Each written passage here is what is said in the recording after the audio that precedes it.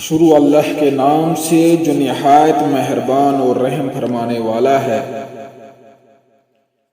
اے اوڑھ لپیٹ کر سونے والے، رات کو نماز میں کھڑے رہا کرو مگر کم، آدھی رات یا اس سے کچھ کم کر لو یا اس سے کچھ زیادہ بڑھا لو، اور قرآن کو خوب ٹھہر ٹھہر کر پڑھو۔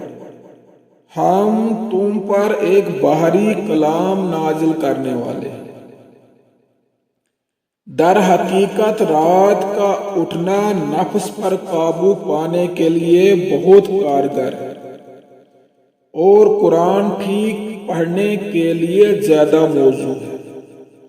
دن کے اوقات میں تو تمہارے لیے بہت مصروفیات ہیں۔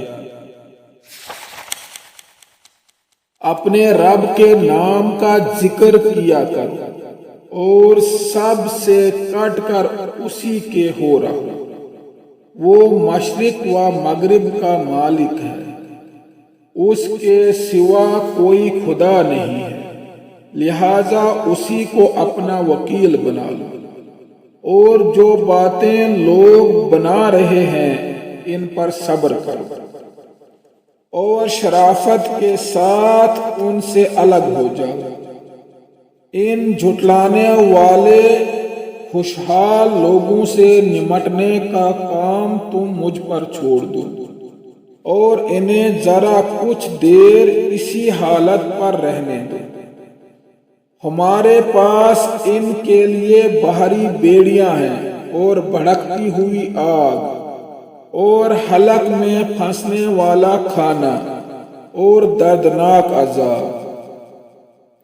یہ اس دن ہوگا جب زمین اور پہاڑ لرز اٹھیں گے، اور پہاڑوں کا حال ایسا ہو جائے گا جیسے ریت کے ڈھیر ہیں جو بکھرے جا رہے ہیں۔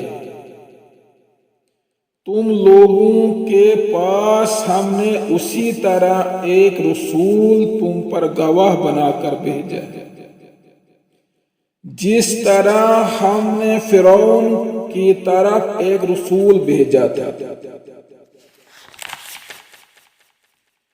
پھر دیکھ لو جب فرعون نے اس رسول کی بات نہ مانی تو ہم نے اس کو بڑی سختی کے ساتھ پکڑ لیا۔ اگر تم ماننے سے انکار کرو گے تو اس دن کیسے بچ جاؤ گے جو بچوں کو بوڑھا کر دے گا، اور جس کی سختی سے آسمان پھٹ جائے گا، اور جس کی سختی سے آسمان پھٹا جا رہا ہوگا۔ اللہ کا وعدہ تو پورا ہو کر ہی رہنا ہے۔ یہ ایک نصیحت ہے، اب جس کا جی چاہے اپنے رب کی طرف جانے کا راستہ اختیار کر لے۔ اے نبی، تمہارا رب جانتا ہے کہ تم کبھی 2/3 رات کے قریب اور کبھی آدھی رات اور کبھی 1/3 رات عبادت میں کھڑے رہتے، اور تمہارے ساتھیوں میں سے بھی ایک گروہ یہ عمل کرتا ہے۔ اللہ ہی رات اور دن کے اوقات کا حساب رکھتا ہے۔ اسے معلوم ہے کہ تم لوگ اوقات کا ٹھیک شمار نہیں کر سکتے، لہذا اس نے تم پر مہربانی فرما دی۔ اب جتنا قرآن آسانی سے پڑھ سکتے ہو پڑھ لیا کرو۔ اسے معلوم ہے کہ تم میں کچھ مریض ہوں گے، کچھ دوسرے لوگ اللہ کے فضل کی تلاش میں سفر کرتے ہیں، اور کچھ اور لوگ اللہ کی راہ میں جنگ کرتے ہیں۔ بس جتنا قرآن بآسانی پڑھا جا سکے پڑھ لیا کرو، نماز قائم کرو، زکوٰۃ دو، اور اللہ کو اچھا قرض دیتے رہو۔